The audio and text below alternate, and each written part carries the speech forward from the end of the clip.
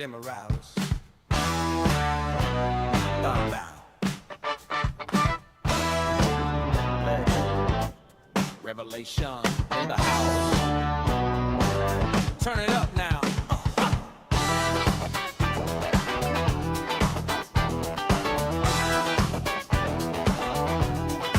Slide in, sit back, got your mind on spin.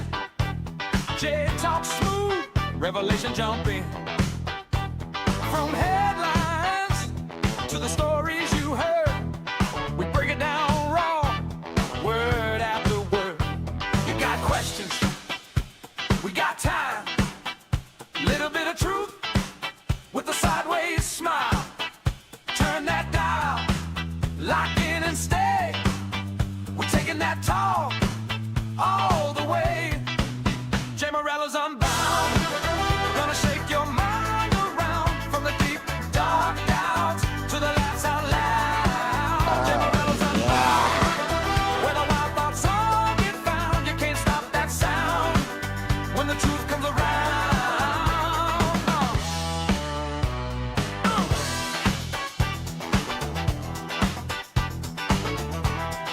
Thank you for your patronage. Popcorn popping, newsfeed hot. Revelation drop a line, make the whole room stop. Side-eye theories, rumors in the air. Jay peel 'em back slow, lay the truth out there. Little bit of wisdom, little bit of clown.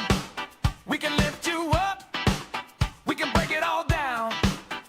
Turn that chair to your favorite place. Let the talk run long, let it chase that chase. Jey Morales Unbound, gonna shake your mind around from the deep dark doubts to the laughs out loud. Jey Morales Unbound, where the wild thoughts all get found. You can't stop that sound when the truth comes around. Come on. From the couch to the car, you feel that spark. Yeah, that's us. Oh yeah! To your dreams, we in between, kicking up dust. Hey! Jey Morales Unbound. Yeah, Gonna but the shake your queen mind around rise to from the deep top. Oh dark yeah. doubts to the laughs out loud. Jey Morales Unbound, where the wild thoughts all get found. You can't stop that sound when the truth comes around.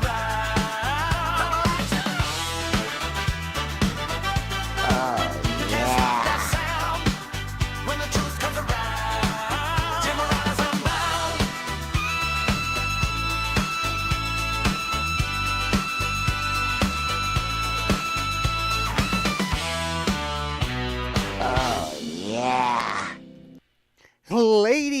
Ladies and gentlemen, welcome back to Unbound Season 2, Episode 11, the show where we dive beneath the headlines, unpack the chaos, and tackle the stories everyone else is too nervous to cover.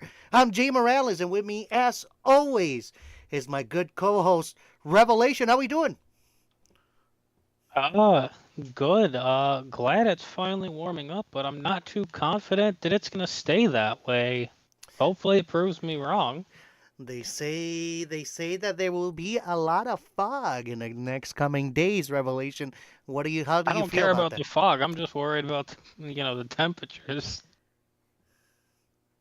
So, I'll take 50s consistently. Anything below 30, screw that. No, I get it. But we did have a lot of massive chill and cold. Hopefully it does stay this way. But we'll see. How was your weekend? Did you have a good weekend? Normal. Normal weekend. Slept, till like 2 in the morning, or not 2 in the morning. Yeah, I slept till 2 in the morning. Yeah, 2 in the afternoon. Then just got up, chilled, watched some TV, hung out with friends, normal stuff. Hell yeah. I know that tonight you have a little history lesson again for President's Day today. Not parent, President's Day today, ladies and gentlemen. Yes. Hell yeah, hell yeah.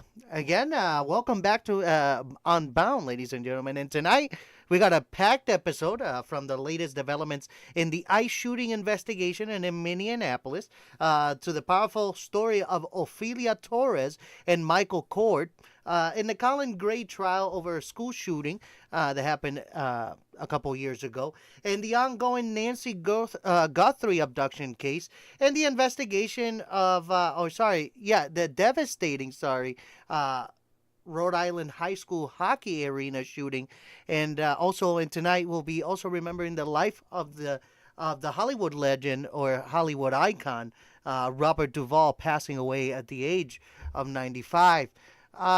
We'll break down these stories, explore the cultural and political moments driving the conversation, and ask the tough questions other shows won't.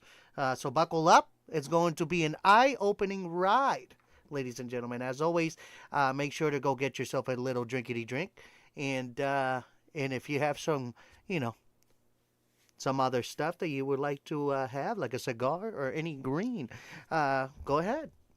Go ahead. Two federal agents placed under leave after allegedly making untruthful statements about violent Minneapolis encounter. The two federal immigration agents have been placed on administrative leave after an internal review found they may have made untruthful statements under oath about a violent encounter that took place in Minneapolis earlier this year. The incident happened during a federal immigration operation in North Minneapolis where officers attempted to stop a vehicle driven by a Venezuelan man who was in the country illegally. According to early reports from the agents involved, the suspect violently attacked them with a shovel and a broom handle, leading one agent to open fire and shoot the man in the leg. Those initial statements formed the basis for felony charges against the suspect. However, new evidence later raised curious questions. Did I say curious? Raised serious questions, about the versions of events. A review by U.S. Immigration and Customs Enforcement and the Department of Justice found the video footage and other evidence did not support the agents' claims of being attacked. The review concluded that the agents' sworn testimony appeared to contradict what could have been seen on camera. As a result, federal prosecutors moved to drop all felony charges against the man who had been shot. And ICE announced that the two agents involved were being placed on leave while the investigation continues. Officials said that providing false or misleading statements under oath is a serious offense and could result in termination or criminal prosecution. The shooting itself occurred after a vehicle pursuit ended in a crash. The suspect was hospitalized with a gunshot wound to the thigh and later released. His attorneys have argued that he posed no threat when he was shot and that the agents' claims there were exaggerated to justify the use of force. The case has sparked renewed concern over transparency and accountability in the federal law enforcement operations, particularly those involving immigration enforcement. Civil rights advocates say the situation shows the danger of relying solely on officer testimony without video evidence, while law enforcement officials stress that high-stress encounters can be chaotic and difficult to assess in real time. Community leaders in Minneapolis have also raised questions about how immigration raids are conducted in residential neighborhoods and whether federal agencies are doing enough to ensure public safety and honest reporting when violence occurs. As the investigation continues, federal authorities say they are reviewing all available footage, witness statements, and forensic evidence. No criminal charges have yet been filed against the agents, but the case remains open. For now, the focus remains on whether the agents intentionally misrepresented what happened and what consequences should follow if they did. Now, ladies and gentlemen, as always, we'll have a ending discussion questions here. You can join us in the chat. Should federal agents face criminal charges if they are proven to have lied under oath? Do incidents like this weaken public trust in law enforcement? How can agencies make sure officers' report match the evidence? Now, as always, we're going to send it over to our good friend Revelation to tell us more on his thoughts about this. So they didn't bother investigating this till what? A couple weeks ago, maybe a month at tops. Well, now they're investigating more because I believe that they are out of Minnesota Well, no, now. like they started investigating it like a month ago. That's what Something you like said. that. Something like that. And it didn't occur to them to investigate it at the start when they said one of them got hit with a fucking shovel, but yet when they returned Shout out to Red Rum. their, Take it easy, buddy. to their like base of operations, they both had no fucking injuries. Do you know what happens when you? I'm assuming he was a gardener, which means he had a regular fucking shovel. Do you know what happens when if you would get hit with a fucking shovel? Like, let's say you got hit in the ribs. Like, dude, your ribs would be straight broken. Like, I'm sorry, okay. Yeah, okay, so we're gonna play this out. Home dude whacks him in the ribs. He's now got broken ribs. His partner domes him in the legs. Okay, so Venezuelan dude gets taken to the hospital. Partner gets taken to the hospital for cracked ribs. Okay. That's now definitely justified, and there's proof of it because hospital now has it logged. But if he hit him if he hit him with a shovel, where was the proof of it? Oh, shoot. Yeah. You just don't get away from somebody fucking wailing you with a shovel. Like, we've all seen what happened, like a gardening shovel. Like, things are big. No, things are big. You know, you just aren't gonna. And if he was swinging that thing like a bat, enough for them to shoot him in the leg because they thought he was, No,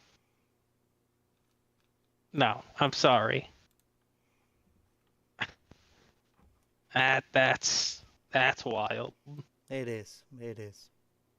That should have been investigated a while ago. I would have been like, I'm glad you guys are okay, but the math ain't math in here. It truly is in mathing up. But let us always know in the comment sections, always, in the chat, let us know in the chat what you guys think. And we always try to keep track with everything that you guys say, and we always try to answer it on the next show. Ladies and gentlemen, now we're going to move over to Chicago teenager who called for father's release from ICE detention and dies after rare cancer battle.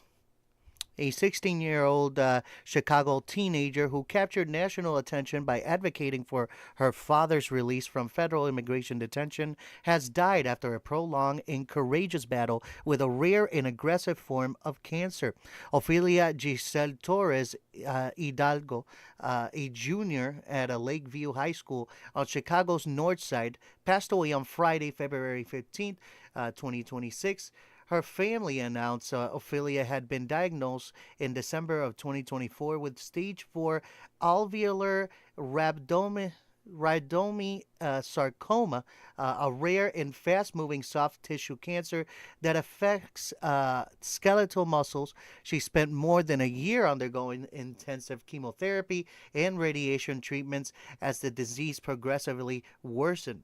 Ophelia's fight for her health and her family's unity drew wider public attention in October 2025 when her father, Ruben Torres Maldonado, was taken into custody by the U.S. Immigration and Custom Enforcement at a Home Depot in Niles, Illinois.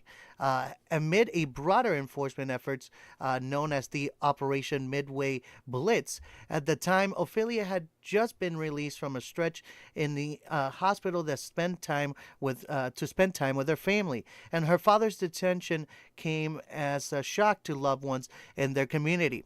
While still undergoing treatment, Ofelia took to social media and public advocacy to argue officials to allow her father to be returned home. In a heartfelt video posted last fall, she described her father as a hardworking man who wakes up early in the morning and goes to work without complaining. And she called attention to strain his detention placed on their family during an already painful chapter. Legal advocates argue that Ruben Torres Maldonado's rights had been violated when he was first detained without a bond hearing. A federal judge later ordered that he be given a bond hearing, and in a late October 2025, a judge allowed his release on a $2,000 bond as his deportation case continued. For Ofelia, this meant she could spend more time with her father and draw strength from his presence during an extremely difficult period in her treatment and recovery. Despite his release, Ophelia's health continued to decline, and she spent much of the last month of her life balancing the demands of treatment with schoolwork completed from home. Her determination to advocate for her father never wavered, even as the deceased took a heavier toll on her body.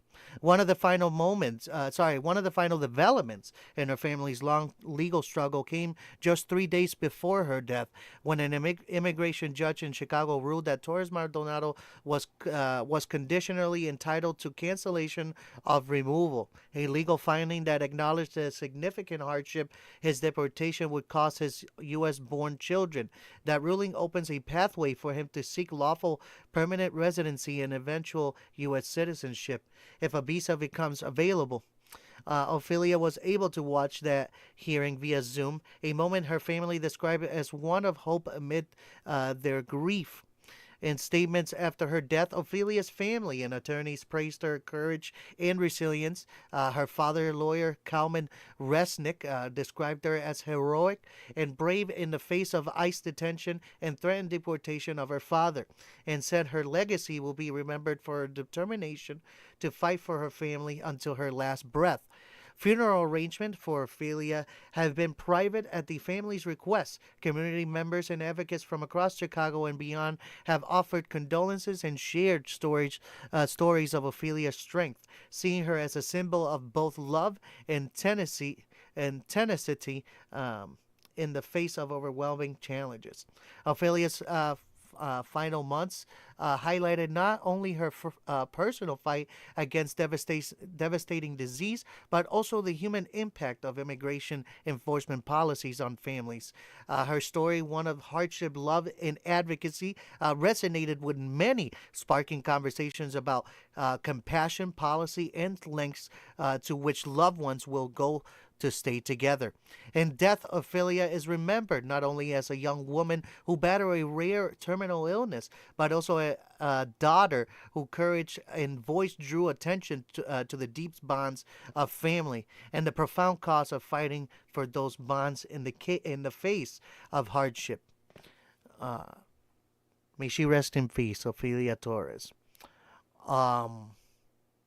My ending discussing questions, ladies and gentlemen, as always. Should detained parents be released on humanitarian grounds when their child is seriously ill? Do cases like this show a need for changes in immigration detention policy? How can communities better support families facing both illness and separation? Let us know in the comments section, as always, ladies and gentlemen. Revelation, what do you got, buddy? I don't really know. That's a political minefield for everyone. You say one thing, somebody's going to hate it. You say another thing, somebody's going to say it. All I know is, somebody died. And either way, it probably got turned into a political thing. Like it always does. Like it always does. I mean, it truly is. From the questions that we got here, should a detained parent be released on humanitarian grounds? I believe so. Especially if their child is terminally ill, those cases like this show a need for changes in immigration detention policy. Well, I don't have an answer for that because I don't want to be biased, changes are not going to come. It's just going to get worse. Like the new detention center, encampment that they just bought in, I think, Virginia. So it's pretty big and it holds up to over 10,000 people or something like that, maybe more. I don't know. But that's what's going on. So I don't want to talk too much about that. We'll save that for some other time. And how can communities support families facing both illness and separation? All you can do is support. Support. Try to get the families to feel comfortable, even though the time, that what they were facing was harsh. But again, it involves the community to get together and be able to support the families, on what they're going through. But yeah, that's all we got on that. Now we're going to move to black activists fought for slavery exhibits for 24 years. 24 years ago. The fight has returned under Trump. More than 2 decades ago, black activists waged a hard-fought battle to ensure that the history of American slavery would not be erased, minimized inside national museums. In the early 2000s, civil rights groups, historians, and community leaders pushed major cultural institutions to confront slavery honestly, arguing that the nation could not tell its story without acknowledging the brutality and legacy of forced labor. The fight succeeded after years of protests, lobbying, and public pressure. Museums began dedicating permanent space to slavery and the black experience, culminating in exhibits that address transatlantic slave trade, plantation life, resistance movements, and the long struggle for freedom and civil rights. For many activists, those exhibits represent not just history but recognition, proof that black suffering and survival mattered in the national narrative. Now, under Donald Trump, that battle has returned. During Trump's presidency, so far, federal agencies and public funded museums have faced renewed political pressure over how slavery and racism are portrayed. Conservative critics argue that slavery-centered exhibits promote what they call divisive, or anti-American interpretations of history. Supporters of the changes claim museums should emphasize unity and patriotism rather than what they see as shameful chapters of the past. Black activists and historians strongly reject that framing. They say the renewed push to soften or reduce slavery exhibit is part of a broader effort to control how history is taught and remembered. To them, removing diluting slavery rules in America's founding is not neutral. It is revisionism. Several advocacy groups point out that original fights of the early 2000s were born from similar resistance. At the time, museum planners initially focused on African American achievements without centering slavery itself. Activists argue that such an approach risks presenting a sanitized version of history, celebrating progress without explaining the violence and exploitation that shaped it. Today's conflict mirrors that earlier struggle almost exactly. Activists accuse political leaders of trying to make museums less uncomfortable for visitors by turning slavery into a footnote rather than a foundation. They argue that discomfort is precisely the point. Slavery must be understood as essential to the American story, not optional. The issue goes beyond museum walls. Education policy, textbook standards, and public memory all tied to the same debate whether America's past should be presented as a triumph story or a complex history shaped by both freedom and oppression. For black activists, slavery exhibits are not about guilt. They are about truth. Historians warn that downplaying slavery has long-term consequences. When future generations see only heroic narratives without confronting injustice, they are less equipped to understand racial inequality today. Museums, they argue, serve as classrooms for the nation, and what they choose to display shapes how people understand themselves and their country. For veterans of the original movement 24 years ago, they returned of this battle is deeply personal. Many say they never believed they would have to fight the same fight again. Yet they now find themselves organizing protests, writing petitions, and demanding that institutions stand by their earlier commitments to honesty and inclusion. What is at stake is not the exhibit space, but control over historical memory. Who decides what counts as history, as American history, and whose pain is considered worthy of being remembered? As this renewed fight unfolds, activists say their goal remains the same as it was decades ago: to ensure that slavery is neither hidden nor softened, and that future generations encounter the full story of how America was built, not only ideals of freedom, but on the labor and suffering of enslaved people. In their view, history is not something to be made comfortable. It is something to be told truthfully. Yeah, it's a great article, actually. Um, Now, ending discussion questions here. Should museums be allowed to change how slavery is presented based on political pressure? Is it possible to teach patriotism without ignoring painful parts of history? Who should decide how America's history is told? Politicians or historians? Let us know in the comment section. As always, the comments, the chat, you guys already know. Let us know there, and we'll engage with you, of course, on the next show or during now if you have questions now. Revelation, what do you got for us? All right. I'm gonna let you in on a secret. Everyone, bring it in. Huddle up. Okay, everyone listening? Good. Ain't shit gonna be done, and I'm gonna tell you why. Okay, so you have a couple activist groups that want, it dumbed down, so it can be taught early, and simplified and whatnot, and not so scary for people.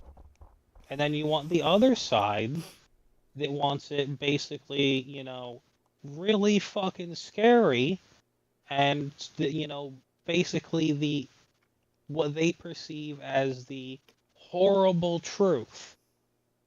So it's like, okay, do we appease this side or do we appease that side? And let's say you appease one side, The other side's gonna get really fucking pissed, start causing an absolute shitstorm. Then you go to appease the other side and put some of their shit in. The other side that you appeased first is gonna start causing an absolute shitstorm too. No, nothing is gonna get fucking done. The minute you have multiple fucking people trying to vie for things to get changed, no, nothing can get done. A unified front has to be put forth to do something. I mean, we all remember fucking learning about slavery. At first, it was presented to us, oh, hey, here's the basics. And then when we were in, late middle school and high school, it was like, okay, by the way, remember what you learned learned about slavery when you were young? By the way, here's the real shit that happened. And they taught us the real bad shit.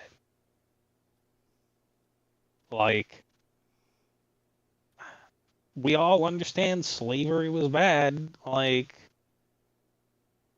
and then, nobody, well, I'm not trying to say slavery was good. Yeah, there's people out there that basically say, yeah, we should own slaves. Yeah, fuck those people.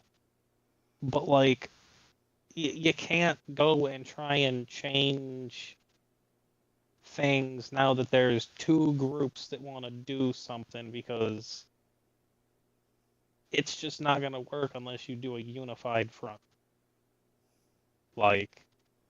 It just won't work. Right. They got to come together, make compromises, and then, you know what I mean? It's going to be the only way. True. I mean, that's probably how the first time it was done. That they got it done by making compromises and be like, oh, hey, yeah, let's do this, let's do that, and then boom.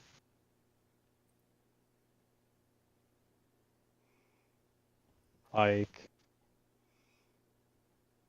that's the facts, ladies and gentlemen. That's the facts. Let us know. As always on the chat, we got Anthony M saying Revelation Unbound. They like it. I'm telling you. Some hot. Once a week. Anyway. Going along here, ladies and gentlemen. Trial begins for father accused of giving son access to a gun used in a school shooting. The trial of Colin Gray, the father of the teenage accused school shooter, has officially begun, Barrow County, Georgia, drawing national attention as one of the rare cases where a parent is being held criminally responsible for a child's role in a mass shooting. Opening statements were delivered on Monday, February 16, 2026, in Barrow County Superior Court in Winder, Georgia, where prosecutors outlined their case before a seated jury. The charges against Gray stem from the September 4th, 2024 mass shooting at the Appalachian High School, an incident that left 4 people dead, 2 students and 2 teachers, and 9 others wounded when his then 14-year-old son, Colt Gray, opened fire with a semi-automatic rifle on school grounds. Prosecutors alleged that Colin Gray provided the firearm to his son, giving him the rifle as a Christmas gift in December of 2023. Despite having been warned about troubled behavior, including threats and fascination with school shooters, they say he bought ammunition and accessories for the weapon and knew his son had access to it, even as his mental health reportedly deteriorated. Gray faces 29 felony counts, including second-degree murder, involuntary manslaughter, cruelty to children, and reckless conduct. If convicted on all counts, he could face decades in prison. Both Gray and his sons have pleaded not guilty. The defense argues that Colin Gray could not have foreseen his son's actions, that the younger Gray hid his plans from his parents, emphasizing unpredictability rather than negligence. This trial follows a growing legal trend of prosecutors holding adults accountable when their children commit acts of mass violence. The first such as high-profile convictions came in the Oxford High School shooting case in Michigan, where the parents Jennifer and James Crumley were each sentenced 10 to 15 years in prison after their son killed 4 students in November 2021. Jury selection for Colin Gray's trial took place in nearby Hall County to reduce potential bias from local publicity. In testimony from teachers and witnesses is expected in the coming weeks as the prosecution and defense presents their cases. As this trial unfolds, legal experts say its outcome could influence how future cases involving parental responsibility in school shootings are prosecuted across the country. Now, my ending discussing questions about this to the chat. Should parents be held criminally responsible if their child accesses a gun used in a school shooting? How much responsibility do adults have to monitor firearms in homes with teenagers? Could prosecuting parents in these cases prevent future tragedies, or is it unfair to hold them liable? Let us know in a chat room, as always, ladies and gentlemen. Revelation, what do you got to say about the whole thing? Docket team have the sound. Which one? You know the sound. Oh, yeah. Nope. The good sound.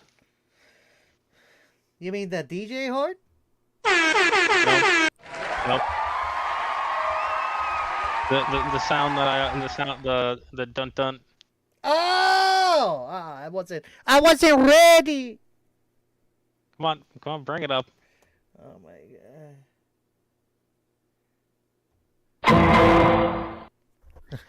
You see, the defense over here would like you to believe that that child knew what he was doing was a perfectly innocent thing by bringing a gun to school,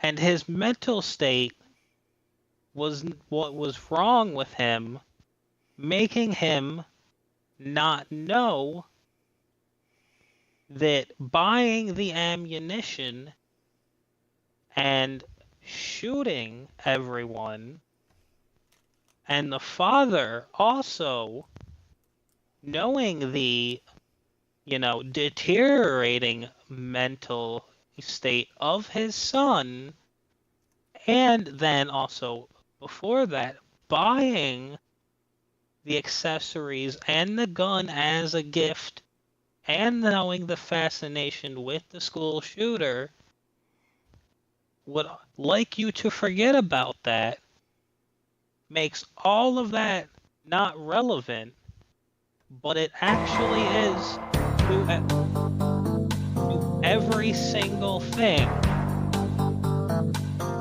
Therefore, they are both guilty of the crime.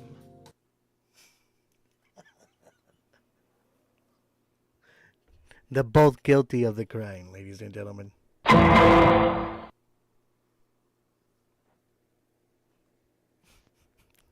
I need to save those for when we're talking about something serious like that. And I need to work on my lawyer skills. I would have lost the case right there. Ladies and gentlemen, that was brought to you by Revelation, your SVU lawyer. SVU? No, dude, that's not SVU. That's not a sexual case. That's a criminal case.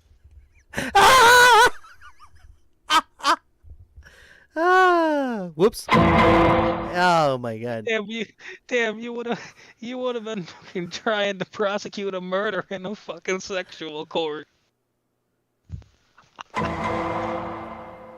Oh god.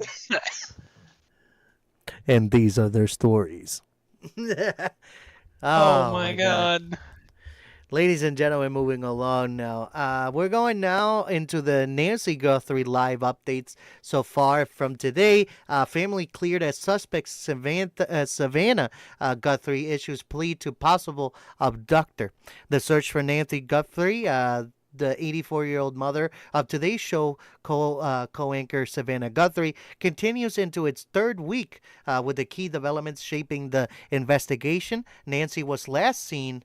Oops. Nancy was last seen at her home near Tucson, Arizona on January 31st, 2026, and authorities believe she was forcefully abducted from the residence in the early hours of February 1st after she failed to appear for a planned event. Blood matching her DNA was found on the front porch, and surveillance footage shows a masked person manipulating a doorbell camera before her disappearance, detail that led investigators to treat the case as a probable kidnapping.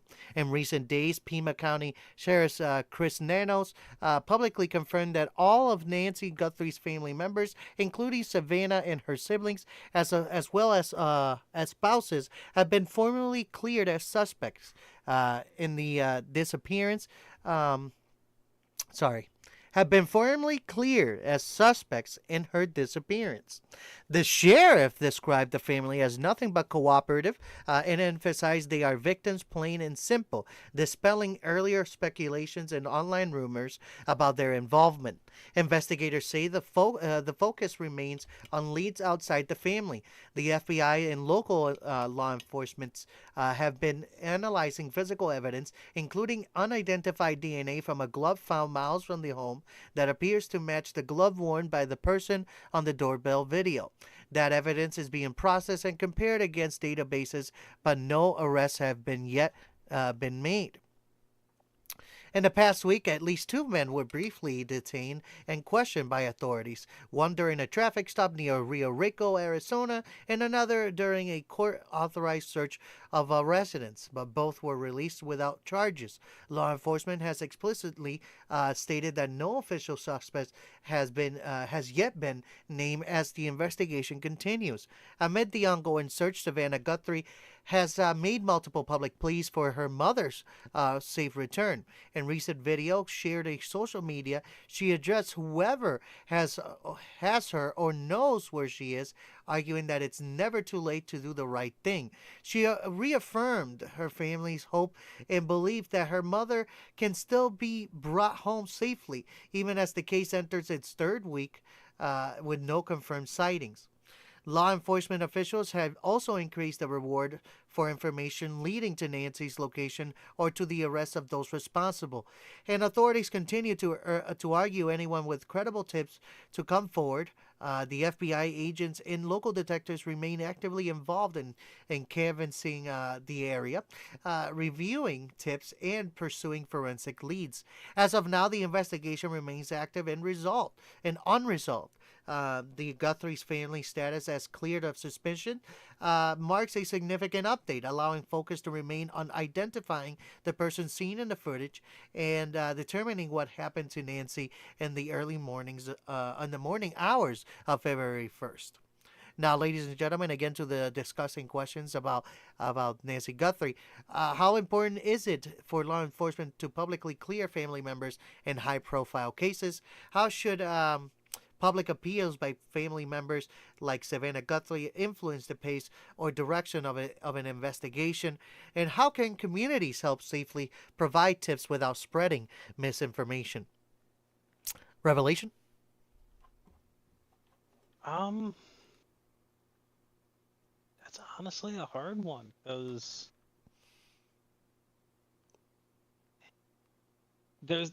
I know a lot of the things like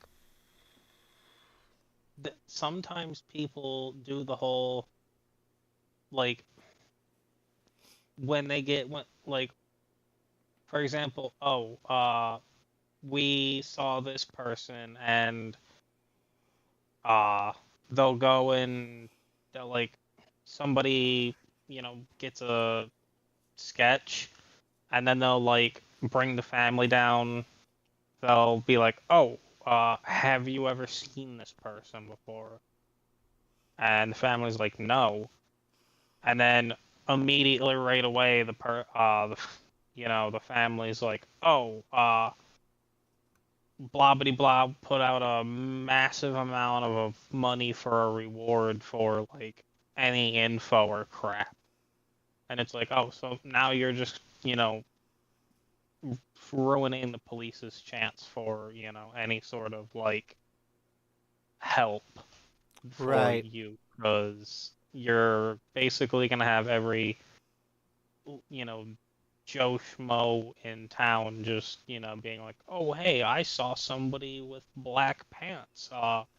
Wasn't the person who kidnapped them wearing black pants? It's like, dude, do you know how many people in the city wear black pants? No, like, we need more description than black pants. Like, Isn't that right?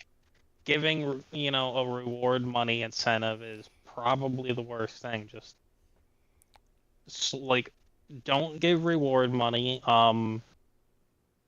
Don't, like, just basically in general, just let the police contact you with any information and don't spill it to the public. Correct. And if you get a call from somebody claiming to know the location, tell the police. Like I said, work with the police. Even if you don't like the police, like, brother man, somebody just kidnapped your family member. Like, come on. Or stole your car, or whatever the just happened. Right?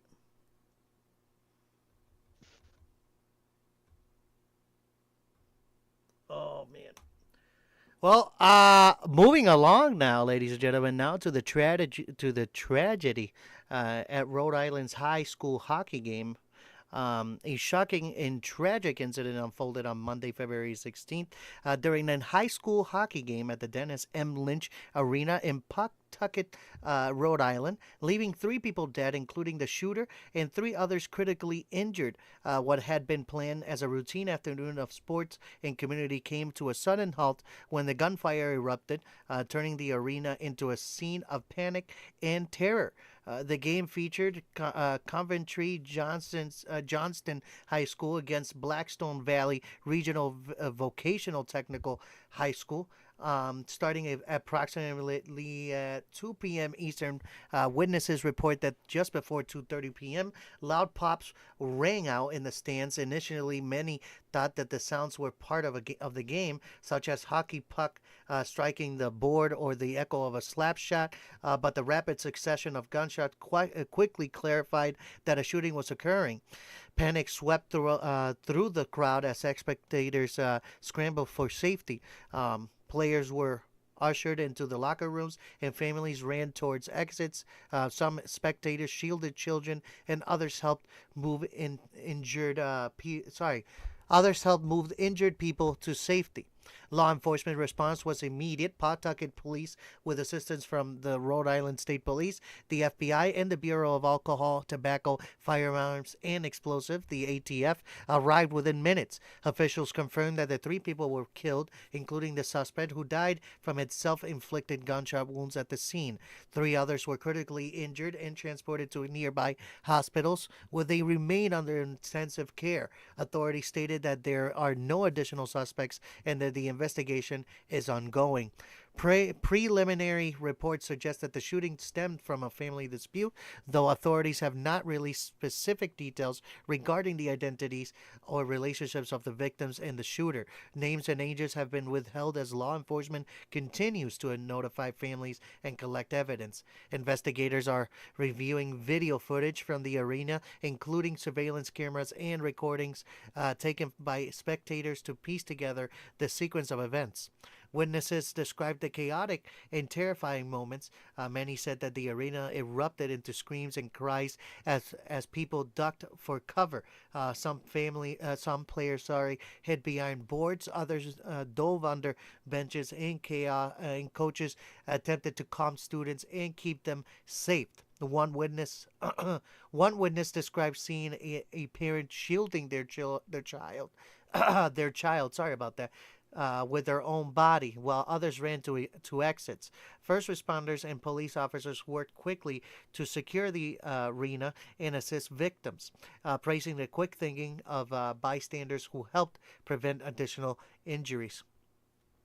The affected schools, Coventry, Johnston, and Blackstone Valley Regional, canceled classes for the day and activated counseling services for students, staff, and families. District officials emphasized that all students at the game have been accounted for, and district officials emphasized that, oh, sorry, my bad, accounted for and were safe. Local leaders, including Rhode Island Governor Dan McKee, expressed deep sorrow and outrage, promising state support for victim families and for the investigation. Vigils have been held outside the arena where community members lit candles, left flowers, and displayed handwritten messages honoring the victims. Authorities continue to investigate the circumstances that led to the shooting.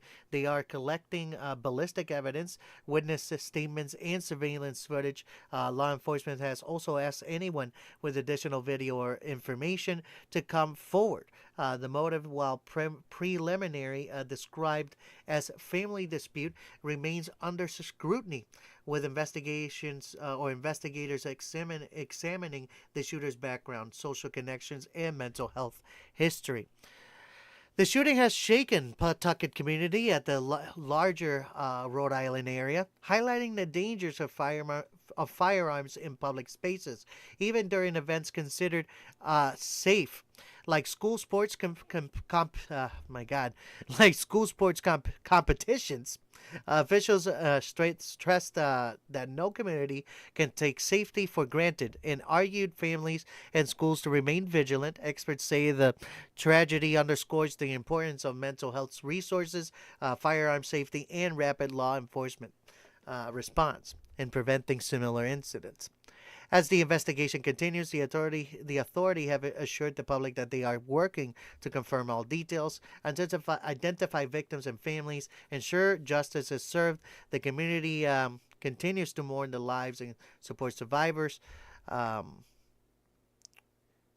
And this incident serves as a stark reminder of the fragility of public safety and the lasting trauma caused by gun violence in schools and community spaces. Even as the immediate crisis has ended, the long-term emotional, legal, and societal impacts are just beginning to unfold. Now, ladies and gentlemen, as always, our ending discussion for the chat and revelation. How can schools and public venues improve security and preparedness to prevent tragedies during sporting events while still maintaining a welcoming, community-friendly environment? And what role should mental health awareness, early intervention, and family support play in preventing incidents of youth violence? And how can communities balance privacy and public safety? In the aftermath of the mass shootings, what is the most effective way for communities, law enforcement, and policymakers to support survivors, families of victims, and witnesses while investigating and holding predators accountable, or perpetrators, accountable? Let us know in the comment section, as always, ladies and gentlemen. Revelation, what do you got about this shooting today? Honestly, the only two things that I can think of doing is one,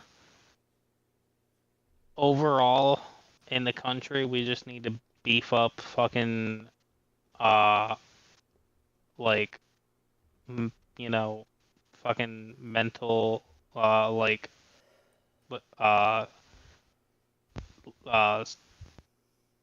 yeah, you know what I'm trying to say. Mental fucking, like, put back in for fucking I'm trying to fucking, yeah.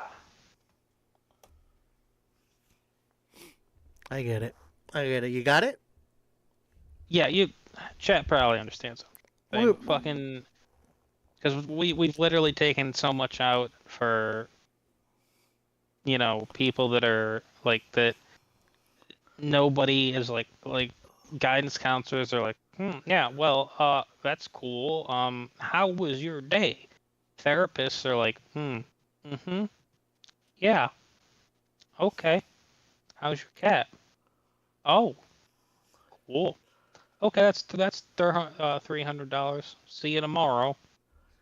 It's like, no, we need more than that.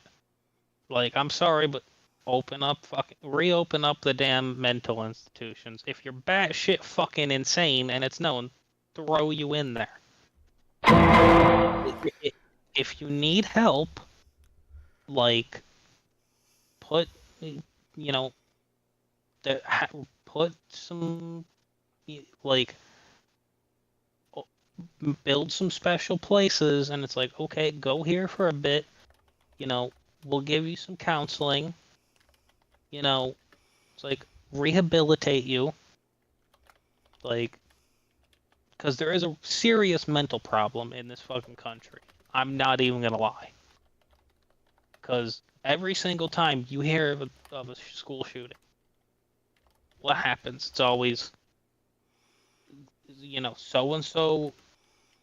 Like, there's always one factor of, like, one random factor, and two, motherfucker was, borderline insane or had mental problems.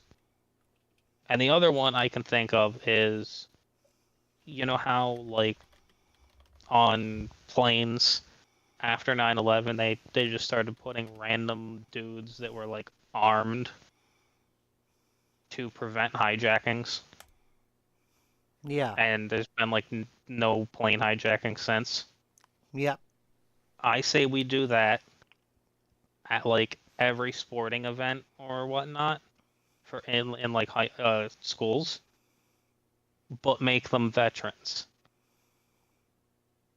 so that the unemployed veterans that we have in this country, I mean, they already know how to work with firearms. They don't have a fucking job, which they really should be the first ones to get jobs in general. I'm sure they would love to protect kids. I'm sure of it. And it's not, when somebody goes to shoot up the school, boom, they already know, and oh, hey, you don't know they have a gun and you're sitting right next to them. You think they're just somebody there to enjoy basketball game, soccer game, tennis game, football, whatever the fuck's going on, right? Whereas if it was a dude in a police uniform, you're like, oh, kind of scared now. Or you see a dude there in a, bulletproof vest and a rifle, you're like, what the fuck? Why is he here? You know what I mean? Yeah. Whereas if you see a dude in, like, a, jacket and whatnot with a hat and all that, you're just like, oh, probably there's a kid on the team or whatnot. Like, simple. Like, those are the only two options I can think of to solving shit like that. Like, yeah. Now, ladies and gentlemen, we're going into the deep history of President's Day with our good friend Revelation. But before we go into that, I would like to talk about our sponsors of the show, ladies and gentlemen. Our first sponsor, as always, of this programming, the Kayville Hotel and Tavern, ladies and gentlemen, located down in Kleinfeltersville, Pennsylvania. 2647 Heidelberg Avenue, Kleinfeltersville, Pennsylvania. Exactly, that's the address that they are at. They're open from Wednesday to Sunday, 4 to 9 Wednesday and Thursday, 4 to 10 Friday, 12 to 10 Saturday, and Sunday, 12 to 8 p.m. Ladies and gentlemen, you can contact them at 717-949-8413 and for any questions or reservation needs. Ladies and gentlemen, Seth and Jamie would treat you like family. So come on and head on down to the Kayville Hotel and Tavern and try those sliders that they got going on right now down there. You won't regret it, ladies and gentlemen. Also try that peanut butter and jelly burger. Ladies and gentlemen, our next sponsor is Atlas Epoxy Floors, located down in Milford, Connecticut, but can travel anywhere in the country. You can contact Atlas Epoxy Floors at 203-496-6386, or you can contact Bradford Kelly at atlasepoxyfloors.com through his email. He does garages, basements, patios, lobbies, countertops, whatever you need epoxied. Our good friend Bradford Kelly will do it for you, ladies and gentlemen. Again, Bradford Kelly is his name. He's the CEO and owner of the company. This is a lifetime warranty, ladies and gentlemen. Lifetime warranty. Again, he can travel anywhere in the country, from Florida to Oklahoma to Vegas to New York to Indiana, Utah, you name it. You name it. Maine, New Hampshire. Anywhere in the East Coast, I know he can be able to make it. But I'm saying, if you got a project in Oklahoma, Indiana, Wyoming, it's going to cost you, but contact Bradford Kelly. 203-496-6386 or or Brad.Kelly at atlasepoxyfloors.com for his email. For any questions about him traveling and doing the job for you, ladies and gentlemen. You can also visit its website for any other info that you need at www.atlasepoxyfloors.com. You can also visit our friends at Velocity Modern Classics, another main sponsor of this show. They're located down in 15 East Quintet Road in Cantonment, Florida, 32533. You can visit them at velocityrestorations.com, or you can call them at 850-466-1810. They're open from Monday to Friday, 8 a.m. to 6 p.m. If you have a classic vehicle that you haven't been able to work on for the last 10 to 15 years and you want to get rid of it, don't. Contact Velocity Restorations, Velocity Modern Classics, and they will do a phenomenal job. 2-year bumper to bumper warranty. Check out Barrett Jackson video that I had posted on my channel, Jey Morales Unbound channel, and watch the Barrett Jackson auction. Velocity sent down 2 beautiful Ford trucks from the era of the I can't remember right now what year it was, but ladies and gentlemen, look it up. It's on my page. I promise you won't regret it. Look up their website, Velocity Restorations, and find out more on our good friends down in Velocity and on what they do. Also, our good friend Red Rum from Velocity, who also created a few of their vehicles. So far, they have sold over $200,000. Is always part of the show. Has also been a part of the of our next show that I'm going to be talking about here in a minute.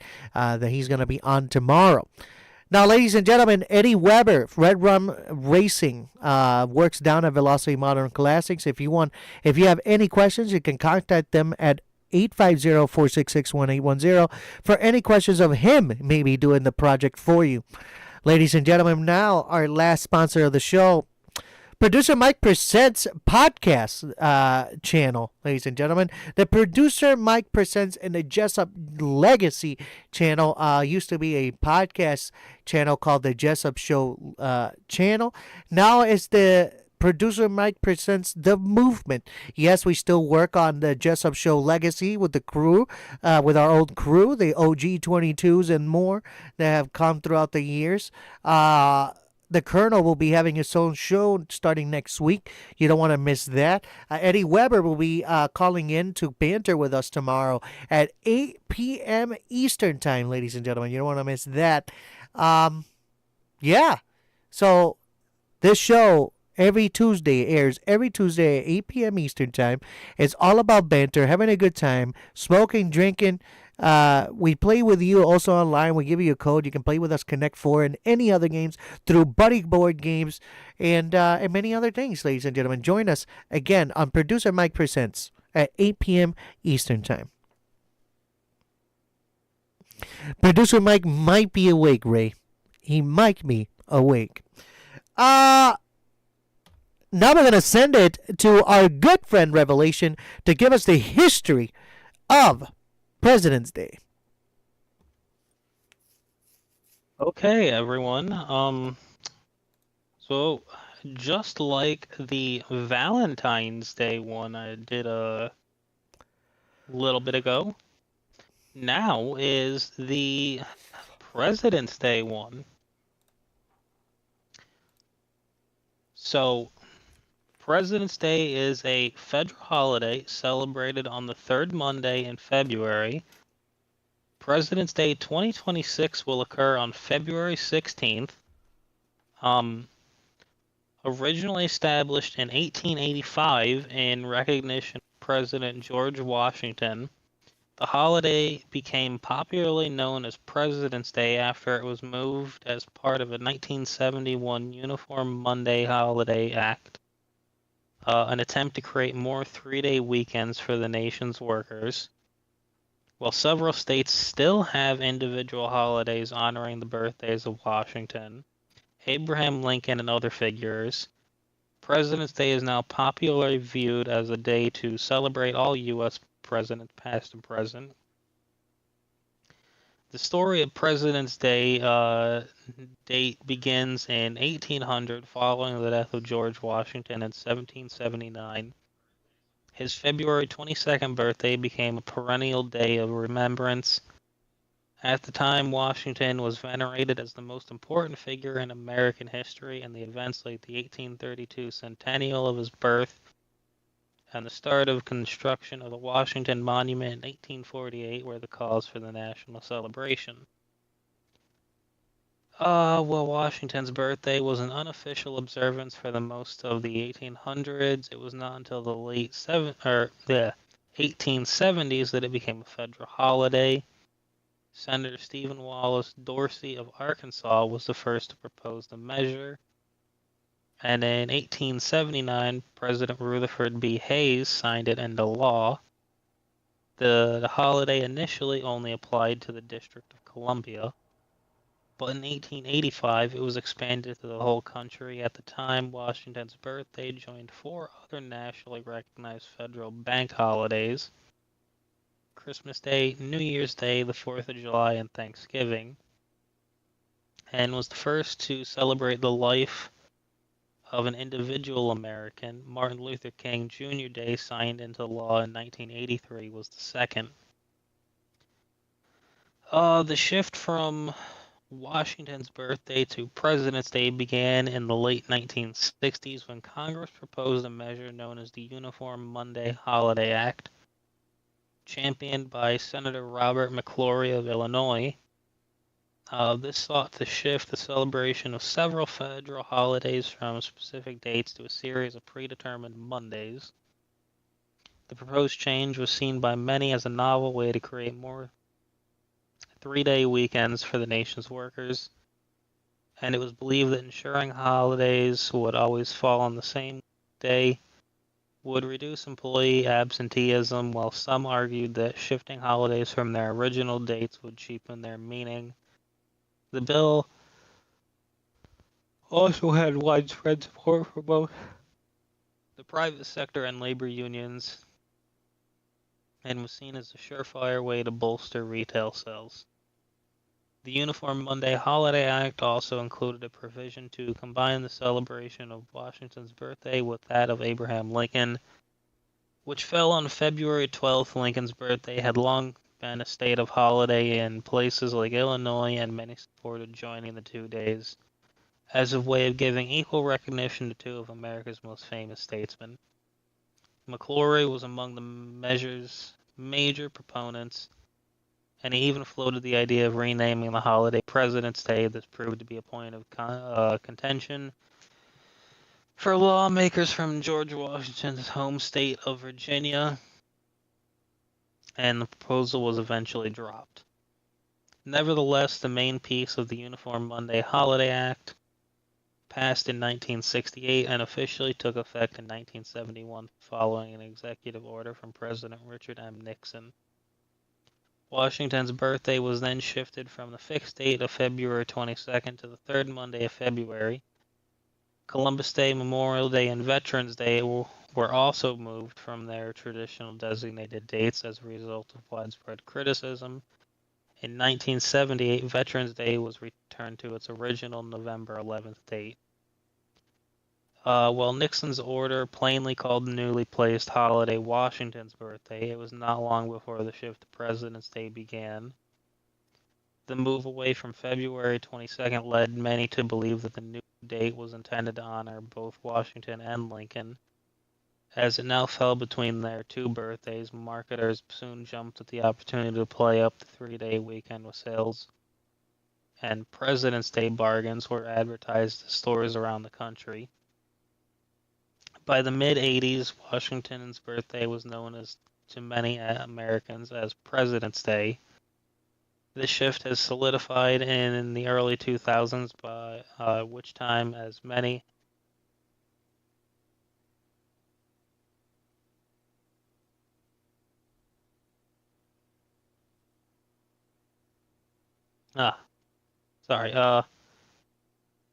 some states have even chosen to customize the holiday by adding new figures to the celebration. Arkansas, for instance, celebrates Washington as well as civil rights activist Daisy Gatson Bates. Alabama, meanwhile, uses President's Day to commemorate Washington and Thomas Jefferson. That I did not know. Who was born in April. How the hell are you going to put Thomas Jefferson there, who was born a couple months away? Oh, wait, no. I'm an idiot. April's the next month. Forgive me, everyone. Washington and Lincoln still remain the two most recognized leaders, but President's Day is now popularly seen as a day to recognize the lives and achievements of all of America's chief executives. Some lawmakers have objected to this view, arguing that grouping George Washington and Abraham Lincoln together with less successful presidents minimizes their legacies. Congressional measures to restore Washington and Lincoln's individual birthdays were proposed during the early 2000s, but all failed to gain much attention. For its part, the federal government has held fast to this original incarnation of the holiday as a celebration of the country's first president. As a federal holiday, many banks and schools are closed in observance of President's Day. The New York Stock Exchange and NASDAQ are closed for the trading on President's Day. The post office is not open, and non-essential federal workers have the day off.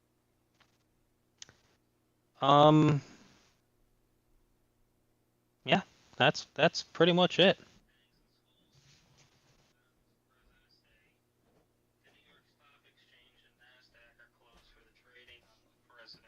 Post office is not open, and non-essential federal workers have the day off.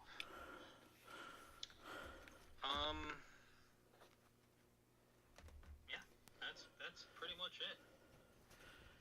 Wow. Nice job, Revelation. Nice job. Can you hear me? Yes.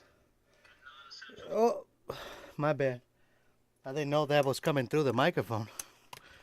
Oh, I'm having technical difficulties. All right. I am back.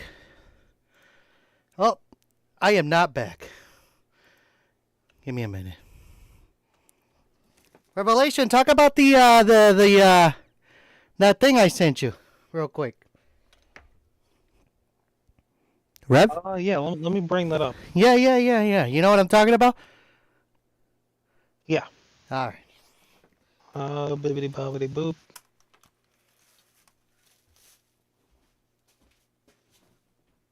Come on, load up. Okay, now it's loading up. Okay, for anyone who shops at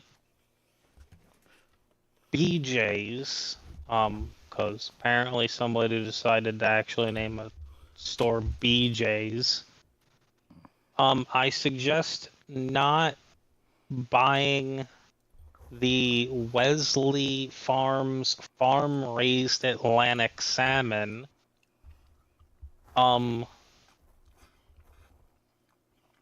because there has been a recall for potential listeria contamination. The salmon product was sold at stores in Delaware, Maryland, New Jersey, New York, North Carolina, PA, and Virginia from January the 31st to February the 7th, according to the FDA. One brand of farm-raised Atlantic salmon sold at BJ's Wholesale Club has been recalled due to a potential listeria contamination. It is the 2-pound bag packaged with the Wesley Farms logo that reads farm-raised Atlantic salmon on the front. Lot 3896 of the product has been recalled by the company Slade Gorton and Company. The company is investigating how its food was contaminated. The UPC code is 888 670 025 963, and recalled lot number 3896 are on the back side of the packaging. It'll be below the cooking instruction. The symptoms of listeria infections will include high fever, severe headache, stiffness, nausea, abdominal pain, and diarrhea. It can also cause miscarriage and stillbirth for pregnant women. So far, there have been no illnesses related to the recall.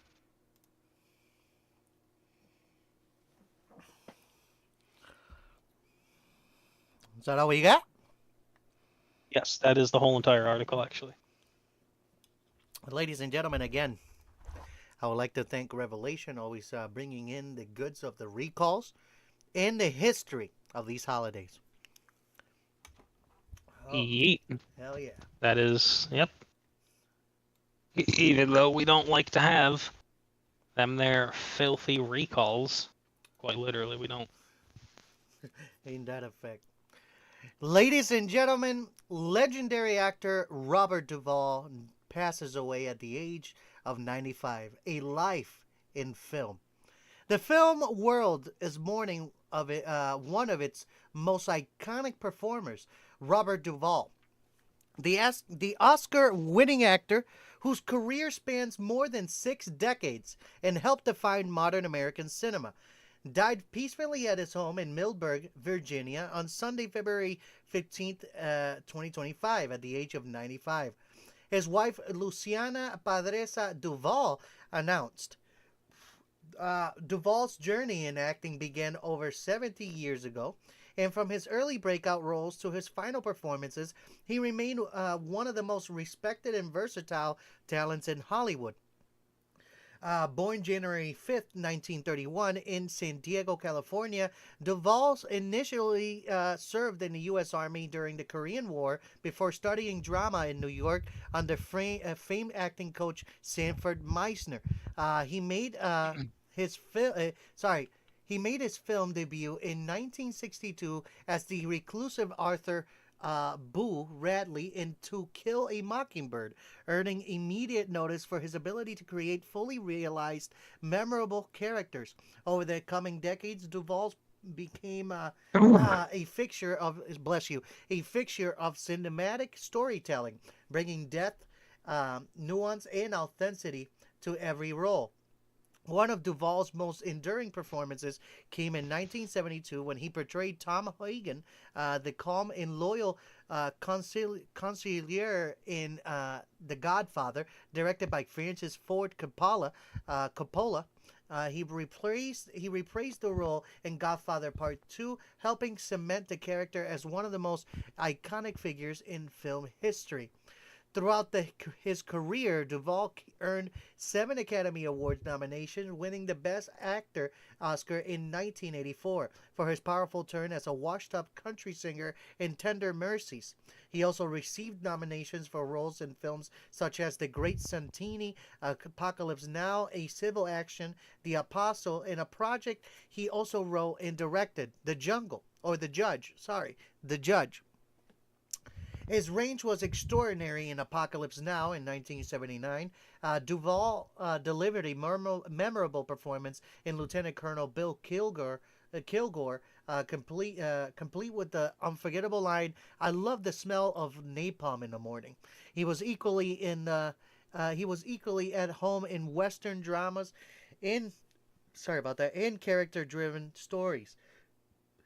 From Lonesome Dove and Secondhand Lions to later roles in Widow's Hustle and The Pale Blue Eye. Colleagues and fans alike praised Duvall for his humility, professionalism, and devotion to his craft. Fellow actors and directors have shared tributes highlighting both his artistic impact and personal warmth.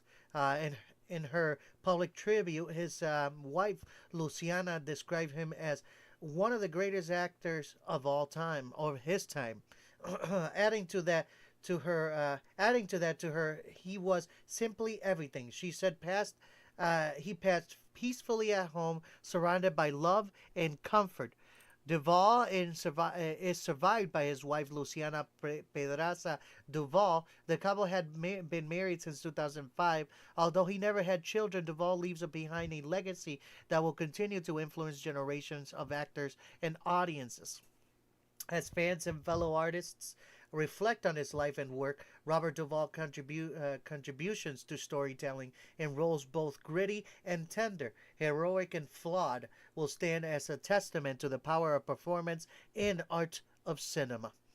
May you rest in peace, Robert Duvall. You'll be greatly missed. I really did love you in a lot of great films.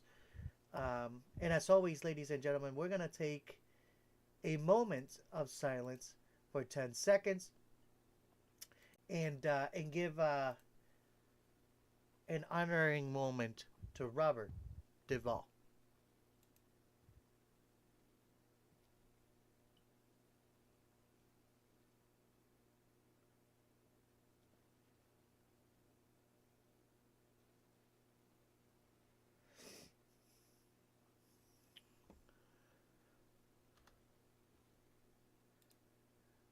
Rest in peace, Robert Duvall. You'll be greatly missed. Thank you for all the films, and thank you for my childhood.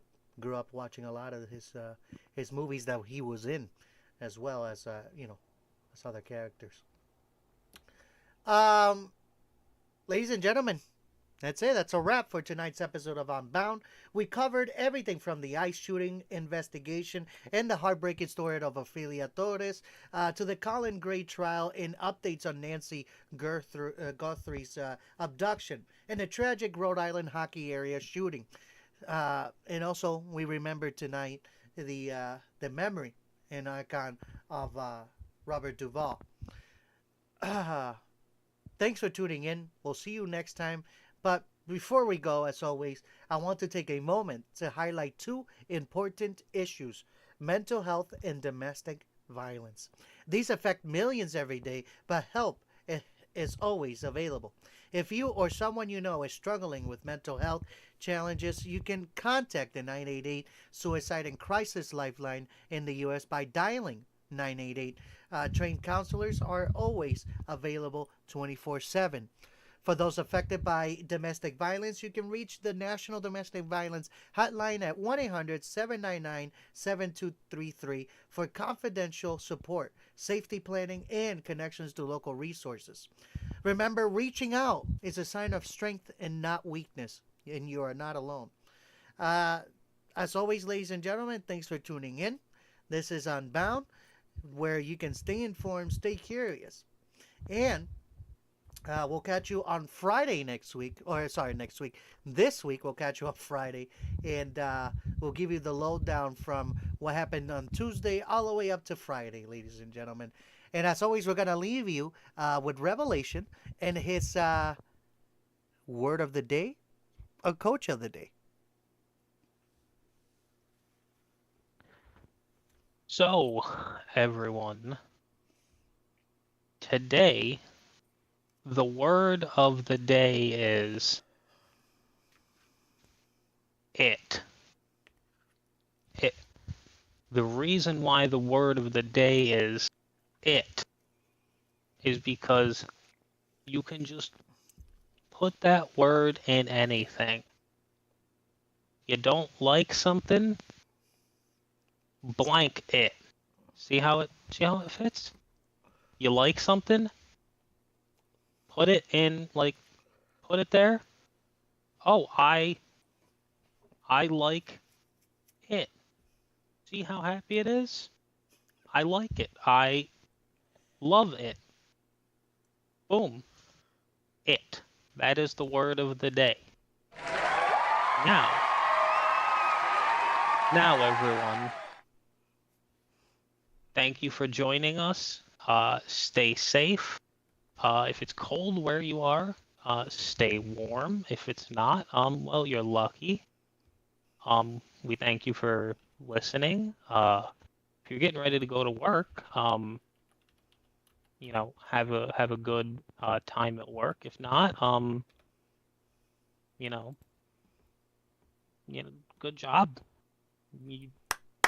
Good job. Coming home, you did your job. You got your money, and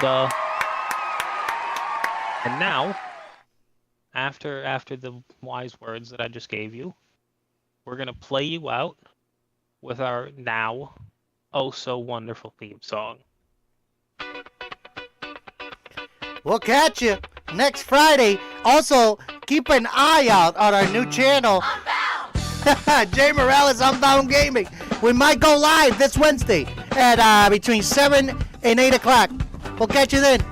Take it easy.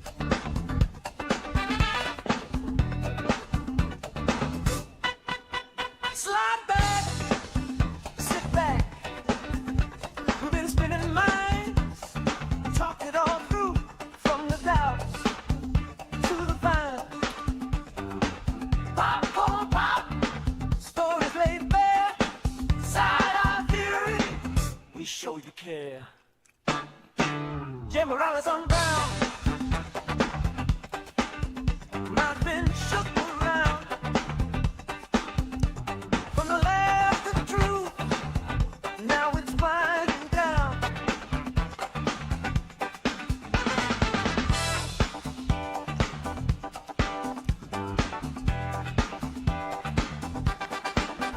From the couch to the car, felt that spark. That's us, kicking up dust. Now it's time to hush.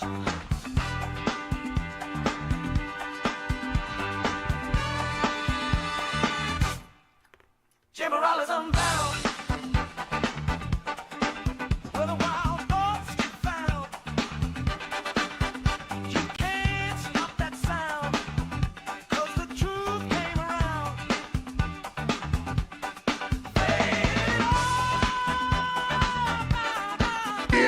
But the cream rise to the top. Oh yeah. Unbound, Jey Morales Unbound. Oh, yeah.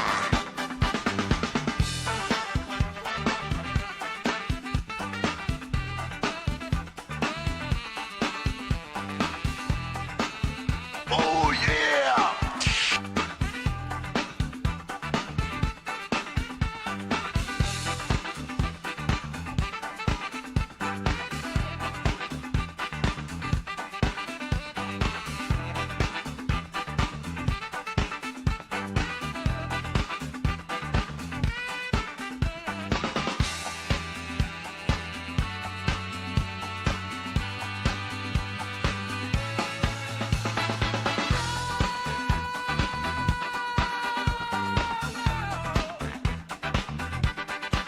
Jey Morales Unbound, Thank you for your Jey Morales patronage. Unbound,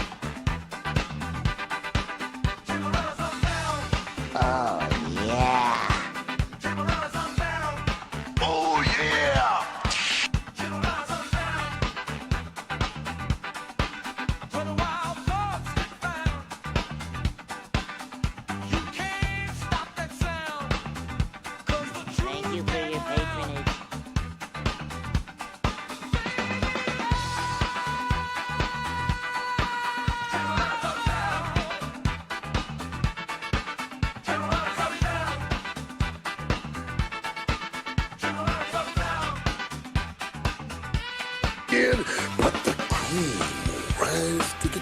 oh yeah. But the cream will rise to the top, oh yeah.